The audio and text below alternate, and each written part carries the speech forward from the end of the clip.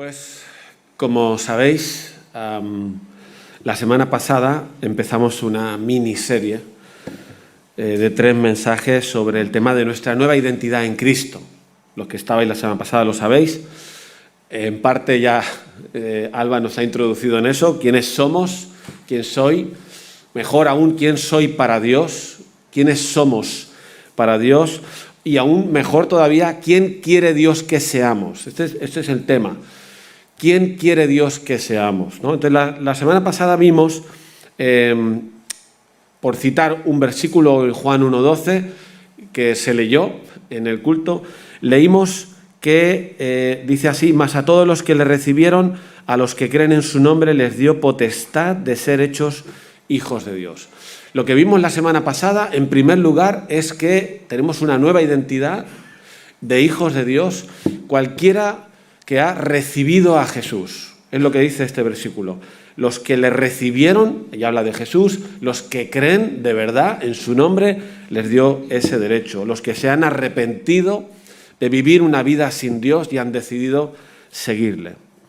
También vimos, en segundo lugar, que esta identidad nueva que tenemos como hijos de Dios tiene 3 implicaciones. Vimos una, y hoy nos toca seguir. La primera que vimos, y era en base a pasajes como Éxodo 19:5, Primera de Pedro 2:9, y también citamos o leímos Mateo 6:25 al 33. La primera implicación de esta nueva identidad que tenemos es que para Dios somos su especial tesoro. O sea, y dicho al revés, que Dios quiere que seamos para Él un tesoro especial. Hijos amados. Somos hijos, lo hemos cantado, somos hijos amados por Dios. Tenemos un gran valor para Dios y por eso, dijimos, va asociado su cuidado.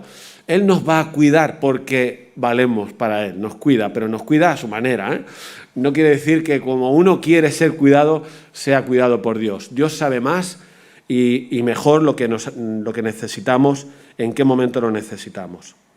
También dijimos que muchas veces, por desgracia, y aún siendo hijos de Dios, el ser hijo de Dios y ese valor que Dios nos tiene no nos afecta tanto como lo que nos afecta lo que somos para las personas. ¿Os acordáis que estuvimos hablando de eso, no?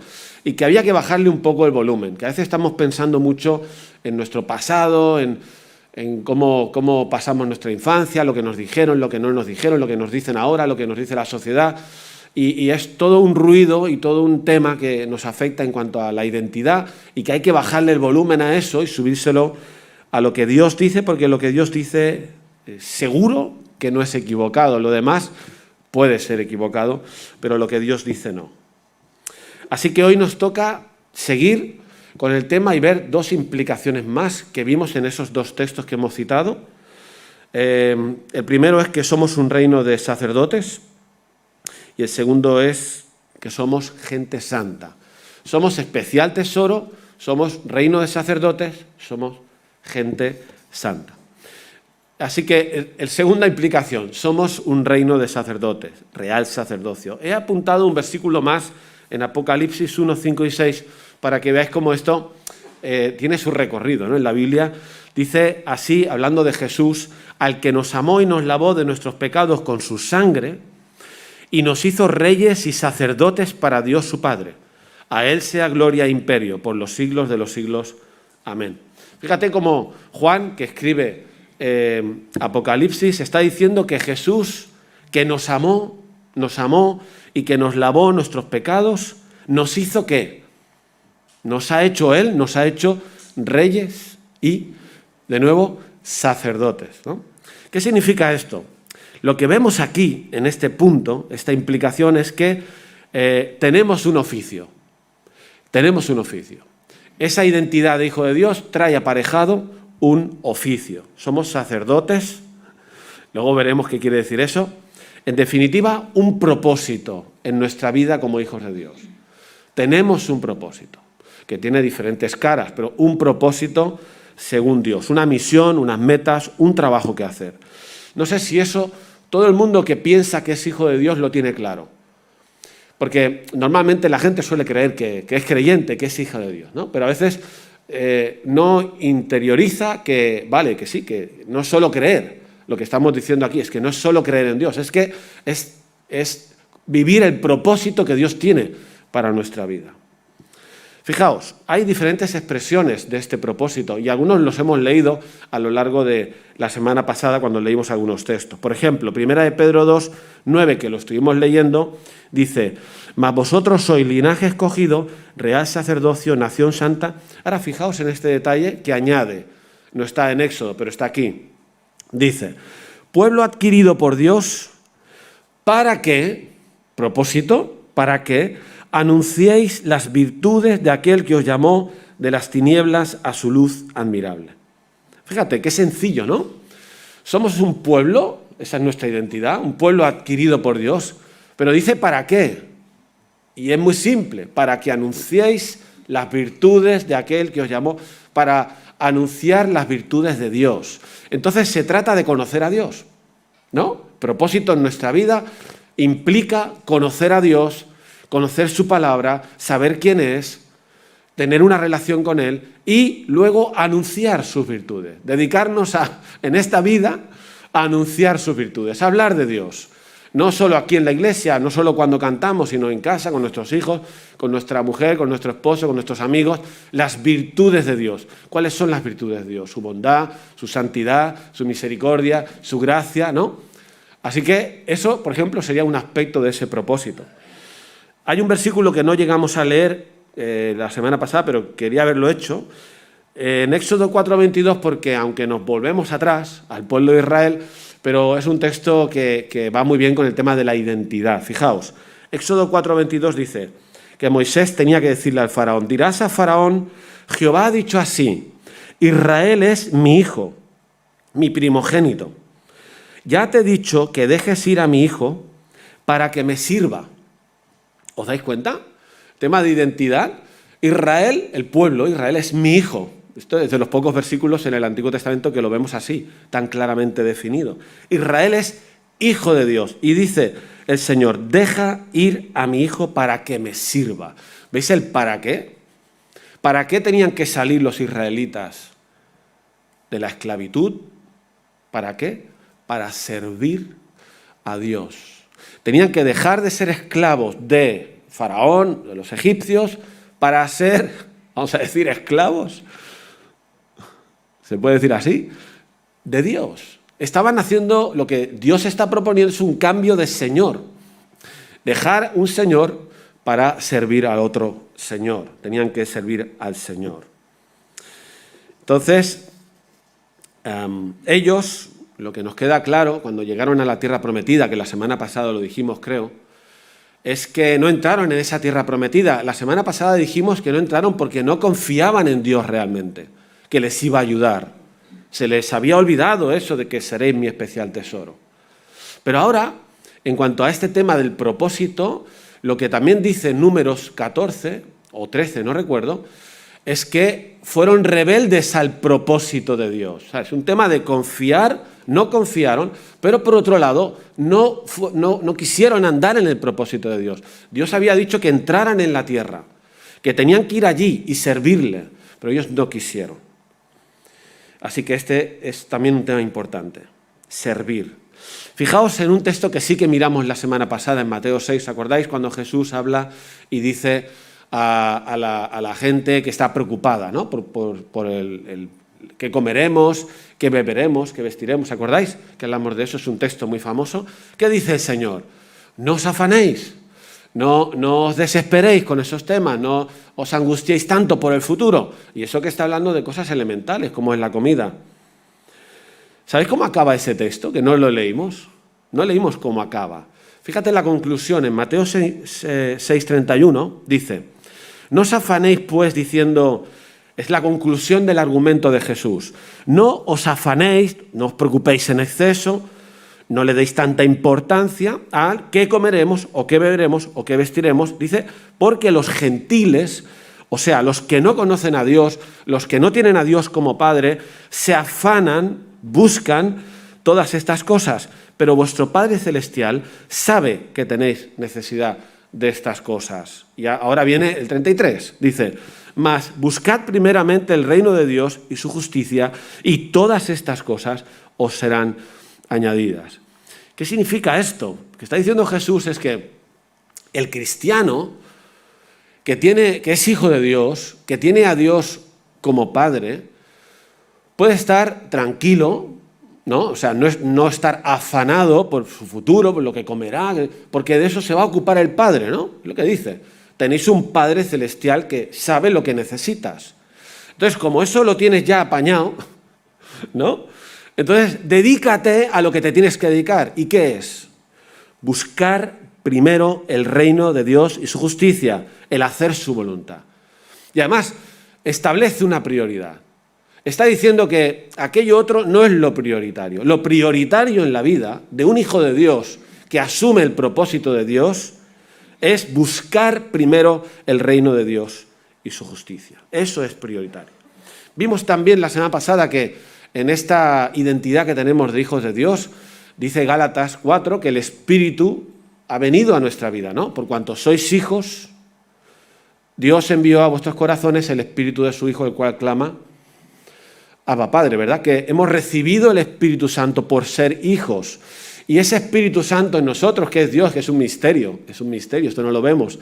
Dios en nosotros lo que hace es clama a Abba Padre, es decir, nos afirma en la relación con el Padre, pero a la vez, como luego sigue diciendo en Gálatas, hay un versículo 4:19, dice, hijitos míos, por quienes vuelvo a sufrir dolores de parto hasta que Cristo sea formado en vosotros.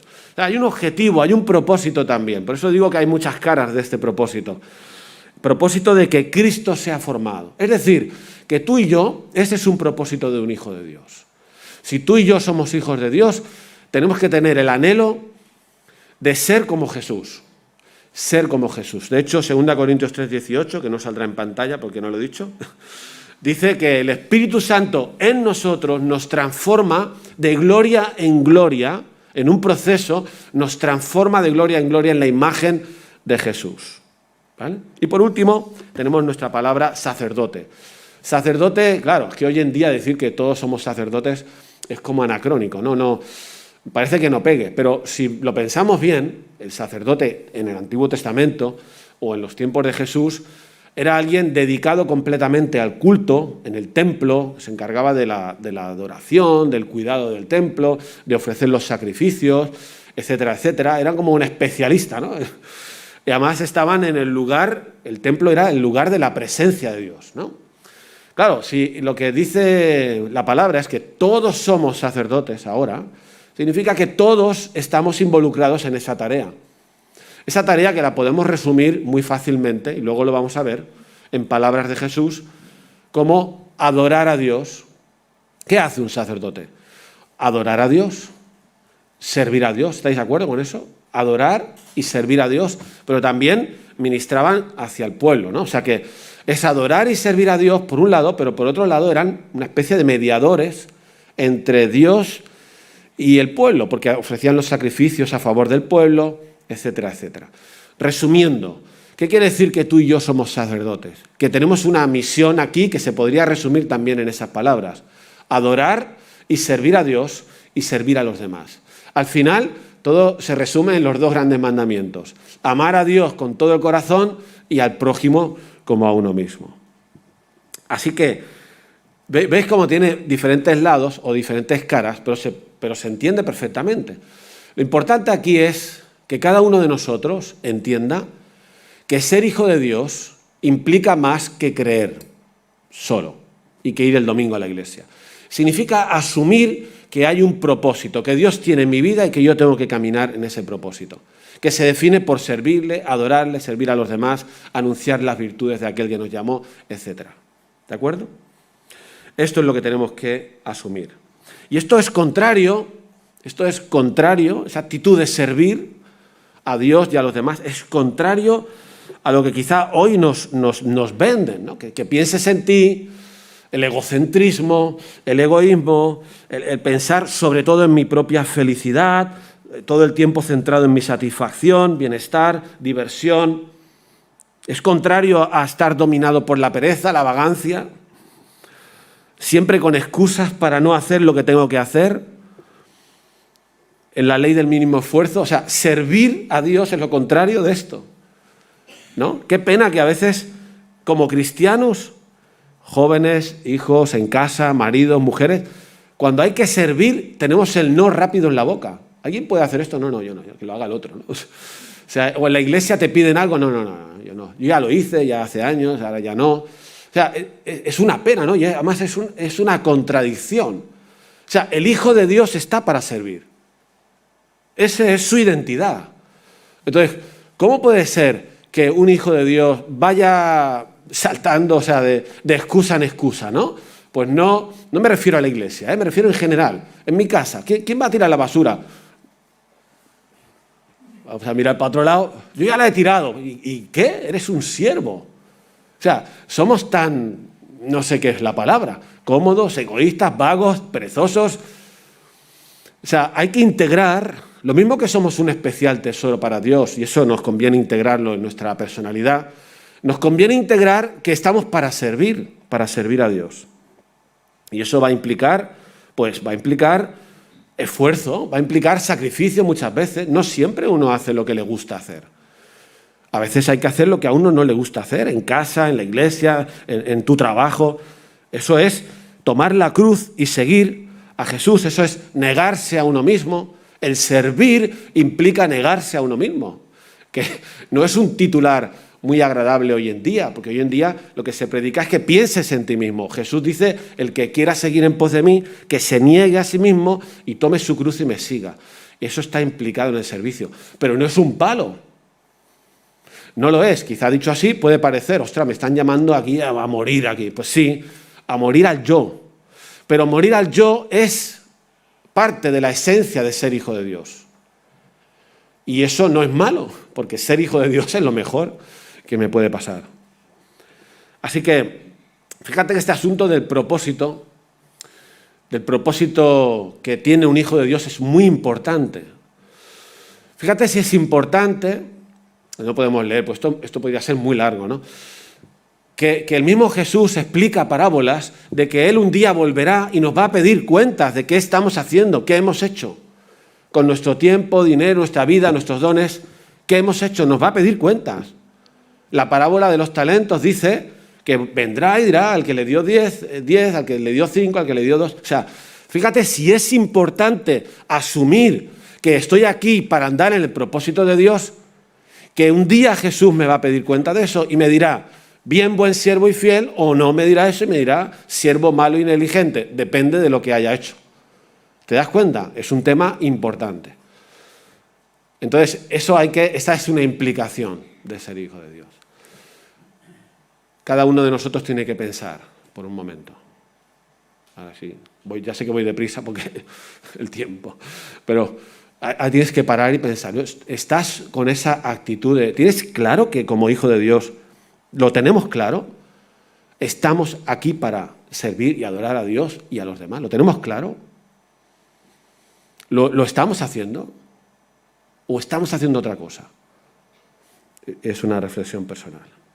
En tercer lugar, la tercera implicación, y es tan amplia que no podremos dedicarnos a esto apenas, es que dice, en los dos textos que hemos mencionado, tanto del Antiguo como del Nuevo Testamento, nación santa.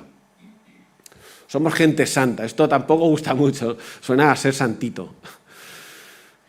¿Cuántos quieren ser santitos? Yo quiero ser santito. Santo, ¿no? Ser santo, ¿no? Son palabras que suenan como a rancio, como a... ¿no? Si tú lo dices por ahí, suenas como a mojigato, a monje de clausura, santo. Pero da igual cómo suene, la palabra dice que el que es hijo de Dios tiene esas tres implicaciones, por lo menos, puede que hayan más, el especial tesoro, propósito para vivir conforme a Dios quiere que vivas y una manera de comportarse. Y solo quiero leer el texto de 1 de Pedro 1,14, que ya lo leímos el domingo pasado, pero creo que lo resume muy bien. Queda muy general, pero bueno. Como hijos obedientes, no os conforméis a los deseos que antes teníais estando en vuestra ignorancia, sino como aquel que os llamó es santo, sed también vosotros santos en toda vuestra manera de vivir. porque escrito está, sed santos porque yo soy santo. Está claro, ¿no? Lo que dice la palabra. ¿Sí o no? O sea, como hijo, debo ser santo en toda mi manera de vivir. Así de amplia es la cosa. Eso afectará pues, a toda mi manera de vivir. Cuando trabajo, como hablo, como me visto, no sé, como trato a las personas a mi alrededor, como trato a mi esposa en casa. Sed santo. Hay una manera de comportarse que es santo. ¿Santo conforme a qué? Conforme a Dios. Dios es santo y quiere que nos comportemos como Él es. Eso quiere decir que tú y yo, como mínimo, deberíamos tener el interés, como mínimo, el interés de que nuestra vida, en esas cosas que es la conducta diaria, ¿no?, le agrade. Es una buena pregunta que nos podemos hacer cuando hay que decidir qué hago, qué no hago, ¿no?, qué digo, qué no digo. ¿Va a agradar a Dios? ¿Va a agradar a Dios? Es una buena pregunta. Claro, ¿cómo sabemos lo que agrada a Dios? Pues la palabra. Claro, el que quiere ser santo, santito, un santo, se interesa por la palabra. Es que, ¿cómo vamos a saber lo que agrada o no agrada a Dios?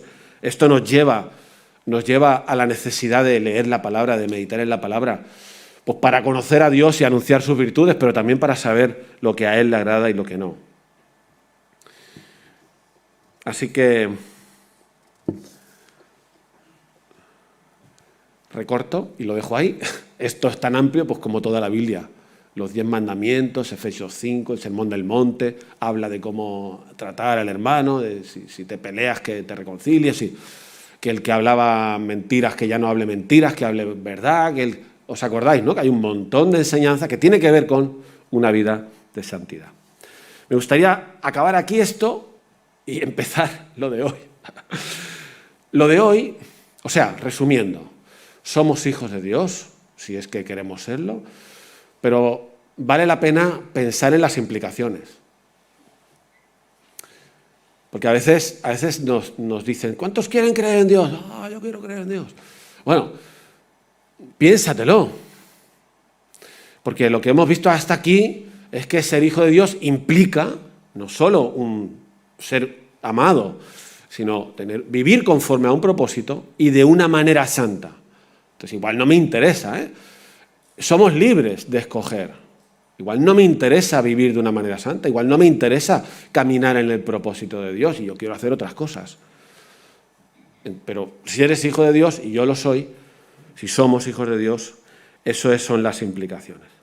Ahora me gustaría, parece como que un cambio de tema, pero no lo es, que nos fijemos por un momento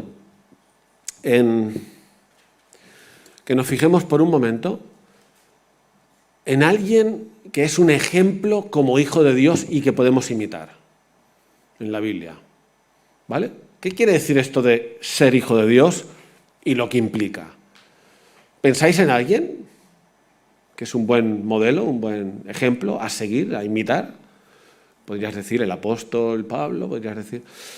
Vamos a ir al mejor, Jesucristo. Jesús es, y esto es lo que ahora quisiera compartir, Jesús es nuestro modelo. O sea, si uno dice, yo no sé qué quiere decir esto de ser hijo de Dios, aún no me he enterado bien con la primera parte del sermón, pues mira, mirando a Jesús en calidad de hijo de Dios, porque Él fue hijo de Dios como hombre, no solo la segunda persona de la Trinidad, el Hijo. No hablo de eso es eterno. En la eternidad Él ya era el Hijo. Pero Él cuando se encarna y viene aquí y es un hombre, también como hombre se comporta y vive como hijo de Dios, como lo que nosotros tenemos que hacer. Por lo tanto, si le miramos a Él, tendremos un buen ejemplo a imitar, ¿vale? Fijaos, Mateo 3:16 es el bautismo de Jesús. Fijaos lo que dice allí.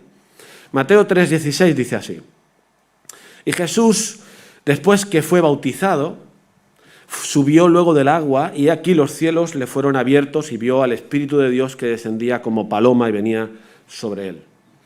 Y hubo una voz de los cielos, que era el Padre, que decía: este es, ¿qué? Mi Hijo amado. ¿Veis? En quien tengo complacencia. Este es mi Hijo amado. Fijaos que en la vida de Jesús encontramos aquí en esta escena los pasos que nosotros mismos damos para llegar a ser hijos de Dios. Jesús, aunque no tenía que haberlo hecho, se bautiza por Juan el Bautista como si él tuviera que arrepentirse de los pecados, que era lo que estaba haciendo la gente. La gente escuchaba a Juan el Bautista que decía arrepentíos, entonces se bautizaban en el Jordán. Y en esas que entra Jesús y como si tuviera que arrepentirse de algo, se bautiza también, ¿no? O sea que hace lo mismo que nosotros más o menos no, igual. Se arrepiente, que no se tenía que arrepentir, pero se arrepiente públicamente, se bautiza.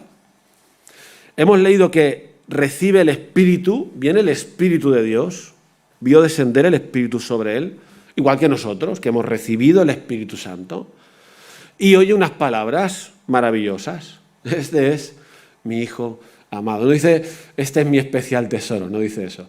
Pero es parecido, ¿verdad? Este es mi Hijo amado. Jesús, como hombre, hijo, tenía que escuchar esas palabras, porque forma parte de ese vínculo. Hijo-padre, eres mi Hijo amado. Qué bonito, ¿verdad? Que cuando Jesús se bautiza, escuchara esa voz. Este es mi Hijo amado. Además lo escucha en un momento clave de su vida, porque inmediatamente después iba a empezar su ministerio. Iba a ir a Galilea y a empezar sus 3 años de ministerio, de enseñanza, de sanidad, de formación de un grupo de discípulos, etcétera, etcétera. ¿Sabéis que cuando él acaba su ministerio, cuando ya está acabando allí en el monte, ¿os suena el monte de la transfiguración? ¿Os suena? Que donde allí ocurre una cosa espectacular, que se aparece Elías y Moisés y están allí, y entonces allí ocurre, es al final del ministerio de Jesús, ¿no? Al final del ministerio de Jesús dice en Mateo 17:5 que aún estaba Pedro hablando, que Pedro estaba allí alucinando, cuando quedaron envueltos en una nube luminosa de donde procedía una voz, otra vez una voz, este es mi Hijo amado, en quien me complazco. 3 años después, este es mi Hijo amado, en quien me complazco. Dice, añade, a él oíd, a él oíd. Jesús tenía que también ser consciente de su identidad en relación al Padre. Lo necesitaba. A lo mejor pensamos, no, Jesús va sobrado y no le pasa nada. No, le pasa, por eso el Padre le dice eso. El Padre le dice eso porque Jesús necesitaba escuchar eso como hombre y como hijo de Dios para afrontar su ministerio. ¿Te das cuenta la relación que hay entre la parte buena que nos gusta del amor de Dios, ser amados, y el ministerio? Jesús iba a cumplir definitivamente el ministerio y en el monte de la transfiguración escucha esas palabras. Ahora pasa algo más. Mateo 1, seguimos. Pasa algo más que también forma parte de nuestras vidas y que en el ejemplo de Jesús vamos a ver. Yo sé que esto, creo que recuerdo que el año pasado lo compartí, aunque con otro enfoque. Mateo 4, pero no creo que nos acordemos, ¿no? El año pasado por estas fechas. Mateo 4, 1 al 4. Mira lo que dice. ¿Lo pones, Xavi? Vale, gracias. Es que no lo tengo escrito yo. Dice que después de ser bautizado y escuchar esa voz, eres mi Hijo amado, entonces Jesús fue llevado por el Espíritu al desierto para ser tentado por el diablo. Y después de haber ayunado 40 días y 40 noches, tuvo hambre, lógico. Y vino a él el tentador y le dijo, si eres hijo de Dios, di que estas piedras se conviertan en pan. Y él respondió y dijo, escrito está, no solo de pan vivirá el hombre, sino de toda palabra que sale de la boca de Dios. Fijemos en esto porque esto forma parte también de nuestra vida y el ejemplo de Jesús nos ayuda a entender este texto, creo yo que es clave para este asunto. Nuestra identidad, lo mismo que la de Jesús, va a ser probada. Va a ser probada. ¿Por qué? porque es así la cosa. Es así. No podemos ampliar esto mucho, pero frente al plan de Dios, frente a la obra de Dios, frente a la creación de Dios, frente a la palabra de Dios, se levanta otra palabra distinta que se confronta con Dios, que es enemiga, para entendernos, de Dios, que quiere destruir la obra de Dios. Pasó en el Edén, ¿no? Adán y Eva escucharon la palabra de Dios, que podían hacer esto, lo otro, no comas de este árbol porque entonces morirás. Entonces viene el otro, claro, o sea, ahí no se queda la cosa tranquila. Frente a la obra de Dios, de crear al ser humano y de dar unas instrucciones, viene el enemigo. Viene el enemigo. Esto no sé si en nuestro tipo de iglesia se habla mucho, nosotros no creo que a veces hablemos demasiado de esto, pero esto es así y esto es real. Hay una confrontación cósmica universal en las otras dimensiones, ya lo dice Efesios 6, no tenemos lucha contra sangre ni carne, sino contra huestes, contra principados, ¿no? ¿Estamos de acuerdo o no? Entonces, ¿ahora qué pasa con Jesús aquí? Acaba de escuchar: eres mi hijo amado. Pero esa identidad que tiene que ser probada, tentada, sacudida, atacada por el enemigo, que quiere anular los efectos de esa identidad en Cristo. Quiere anularlo. ¿Sí? Y lo quiere hacer contigo también. No basta con cantar: libre soy en Él, libre porque soy hijo de Dios. No basta con cantar. Tienes que saber, y yo tengo que saber, que una vez que he decidido que lo soy y acepto las implicaciones, van a venir a por mí. ¿Entiendes? Esto hay que saberlo, porque si no iremos sin mascarilla, ignorantes de la realidad espiritual en la que nos movemos, ignorando la realidad espiritual en la que nos movemos. Así que lo mismo que pasa con Jesús, que es nuestro modelo, pasa contigo y conmigo, si hemos aceptado esa identidad y somos hijos de Dios. Vamos a ser probados. Lo que pasa es que aquí hay una palabra que dice que fue llevado por el Espíritu. O sea, como que no es solo que hay un enemigo que va a atacar esa identidad, sino que el Espíritu está ahí también interesado en que cuando ocurra, pues esa identidad se afirme, esa identidad crezca, esa identidad supere la prueba, ¿me entiendes? O sea, que cuando llegue la hora de la verdad en la vida, cuando nos jugamos el tema de creer si somos de verdad amados por Dios y el propósito que tenemos para Él, cuando eso se va a jugar, el Espíritu Santo le interesa que estar allí en ese momento, aunque va a permitir que el otro ataque, para que nosotros nos afirmemos y permanezcamos y crezcamos y avancemos y no caigamos derrotados.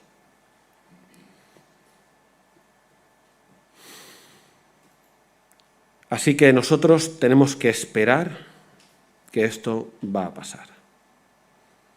Entonces lo que vemos aquí en el texto son dos cosas. En el texto de Mateo 4. Hay 3 tentaciones, ¿lo sabéis? Yo me voy a saltar la del medio. Hay 2 tentaciones, que se llama así, las tentaciones de Jesús. ¿No? Esto es muy famoso, esta enseñanza, en la que el enemigo quiere quebrar o atacar o estropear 2 cosas. Lo primero es la confianza de Jesús en el Padre. Jesús ha escuchado: eres mi hijo amado. A la hora de la verdad, ¿Jesús se lo va a creer o no se lo va a creer? Diréis: sí, porque es Jesús. Pues no era tan fácil. 40 días sin comer, muriéndose de hambre, absolutamente solo en el desierto, no era tan fácil, ¿vale? Eso que quiere el enemigo, cuando tú pasas una prueba, es quebrar eso que has escuchado, igual tú no en el bautismo, pero que lo hemos escuchado por la palabra: eres hijo de Dios, mi especial tesoro, yo te voy a cuidar, pero viene el enemigo y dice: no. Fíjate cómo lo que aquí vemos, en Mateo 4, es que acaba de escuchar Jesús: eres mi hijo amado, es lo que acaba de escuchar, pero las primeras palabras del diablo a Jesús, después de esos 40 días sin comer, ¿sabes cuáles son, no? Si eres hijo de Dios, ¿Te das cuenta el juego de palabras, no? ¿Qué acaba de decir el Padre hace unos días? ¿Qué acaba de decir? Eres mi hijo amado, ¿verdad? Ahora viene el otro que confronta, siempre hay esa tensión entre dos voces, y dice, si eres hijo de Dios, di que estas piedras se conviertan en pan. La insinuación de esto, necesitaría más tiempo como para argumentarlo mejor, pero os pido que lo estudiéis o que me creáis, una de dos. Para mí la insinuación de estas palabras es que el Padre no está. El Padre, llevas 40 días aquí, estás a punto de palmar, de morir, y Dios, el Padre, que tanto te quiere, que ha dicho, este es mi hijo amado, no. Esto es lo que está insinuando, o lo que está afirmando con esa tentación. Estás aquí solo, Jesús, y estás a punto de morir. Y por aquí no hay nadie, ni Dios ni nadie. Y si es Dios, es malo. No es tan bueno como dicen, ni como te ha dicho cuando te has bautizado. Dice que te ama, pero estás aquí, a punto de morir. Por lo tanto, como esa insinuación es la que le dice, convierte tú las piedras en pan. Soluciona tú el problema, porque Dios no está contigo. Soluciona tú el problema. Arréglalo tú. Claro, Jesús contesta, refiriéndose al Antiguo Testamento. ¿Qué contesta Jesús? ¿Lo hemos visto? 2 palabras. Hay 2 palabras. Escrito está. Sí, luego vamos a eso. Escrito está 3 veces Jesús. En esa discusión o ese debate o en esa tensión de lo que soy para Dios y lo que el otro quiere, Jesús ¿cómo contesta? ¿Cómo se sale? ¿Cómo vence? ¿Cómo triunfa? Porque conoce la palabra y además conoce la historia, demuestra que conoce la historia. Deuteronomio 8:3 es la palabra que cita. Y esto es, ahora parando un momento, otra norma para nosotros. Jesús es nuestro modelo a seguir en este sentido también. Lo que el enemigo nos dice no se soluciona gritándole al enemigo ni atándolo, que hay gente por ahí que va atando.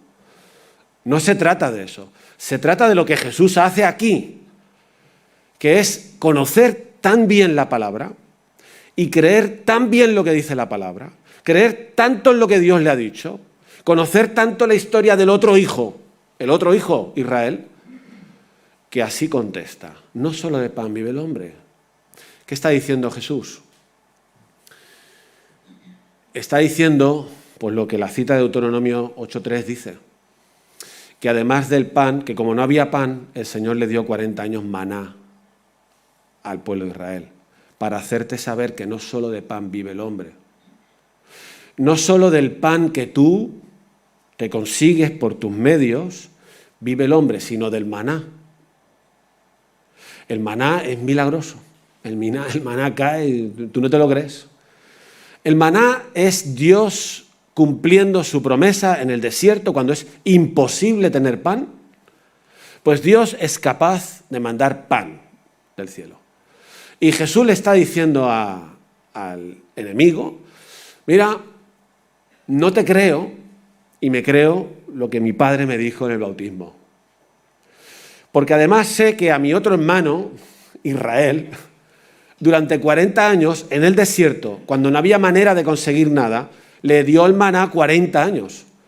Por lo tanto, Jesús lo que está diciendo es que afirma su confianza completa en el Padre. Ahora, el texto dice no solo de pan. Eso quiere decir, no lo digo para que cada uno ahora se tumbe en casa esperando que llueva pan sin ir a trabajar, no. No solo de pan significa que también de pan. Que tú y yo somos responsables de lo que hacemos para conseguir las cosas.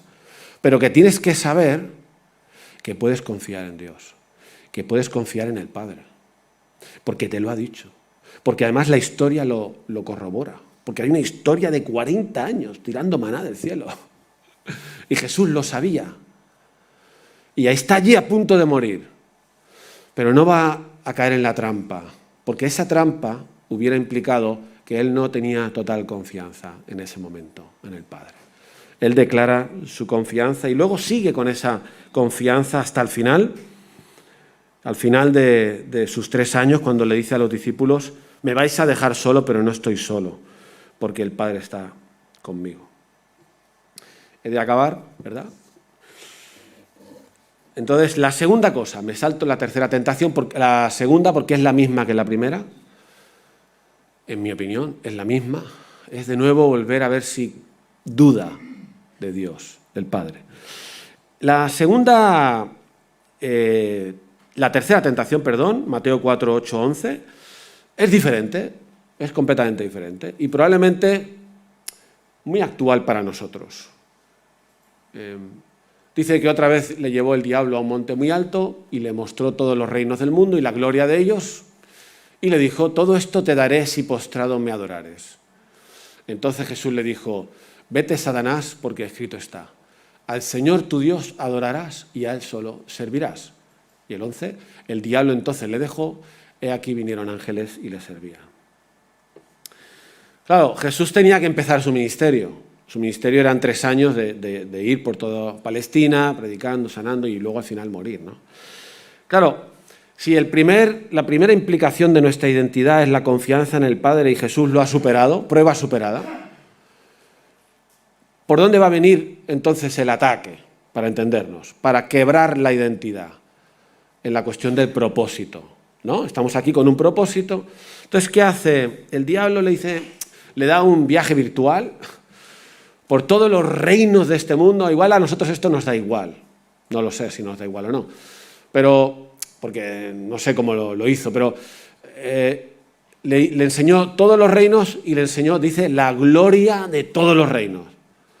Vamos, le puso un regalazo allí delante a Jesús. O sea, como diciendo, pídeme lo que quieras que te lo doy, ¿no? ¿Para qué esa oferta? ¿Para qué? Eso ya no era para quebrar la confianza en el Padre. Eso era para que Jesús no hiciera aquello que había venido a hacer. Ahora, ¿tú crees que eso nos va a pasar a nosotros?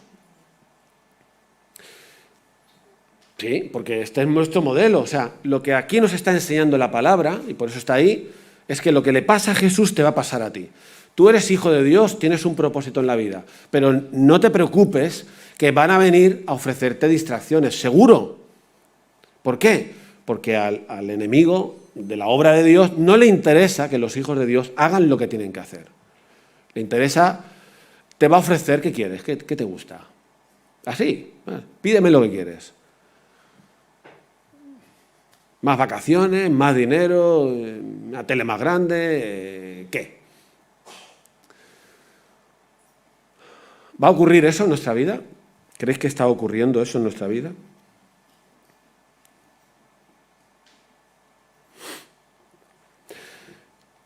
¿Cómo contesta Jesús ante esa oferta?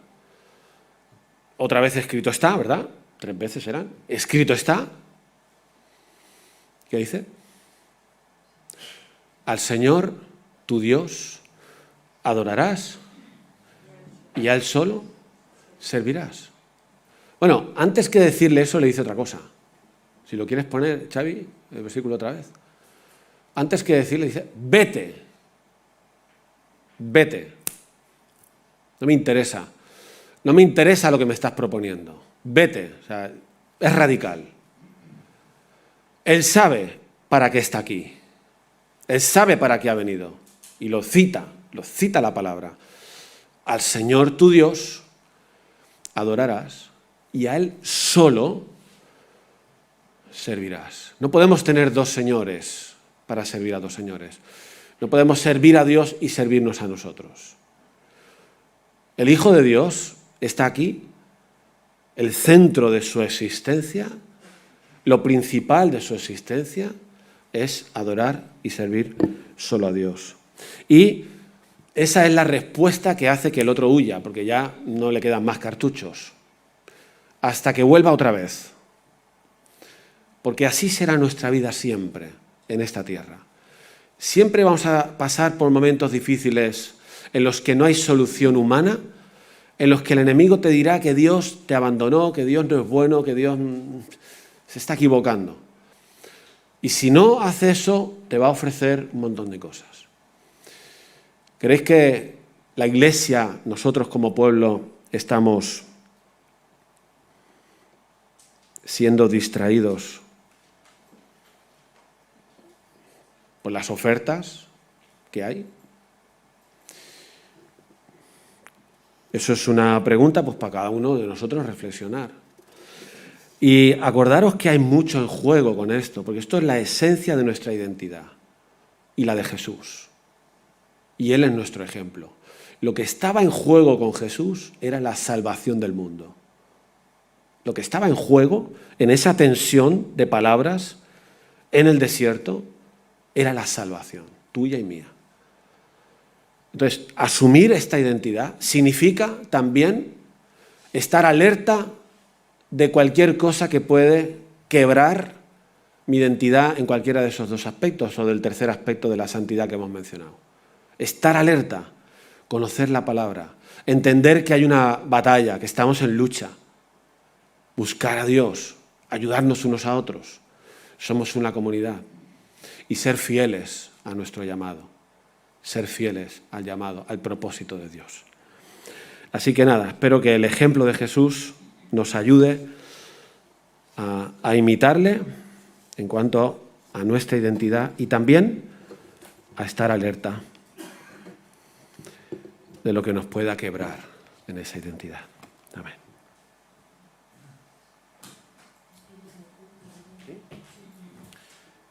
Vale. Muy bien, pues vamos a terminar orando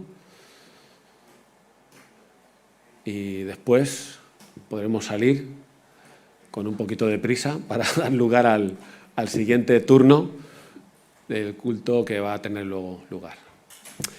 Señor, te damos gracias por tu gracia, por tu amor, porque nos has adoptado como hijos y es lo mejor que nos ha podido pasar en la vida. Ayúdanos, Señor, a poder instalar el programa de esa identidad en nuestra vida de cada uno como hijos tuyos y a estar alerta también de los hackers, de los virus, de lo que intenta quebrar esa identidad. En el nombre de Jesús.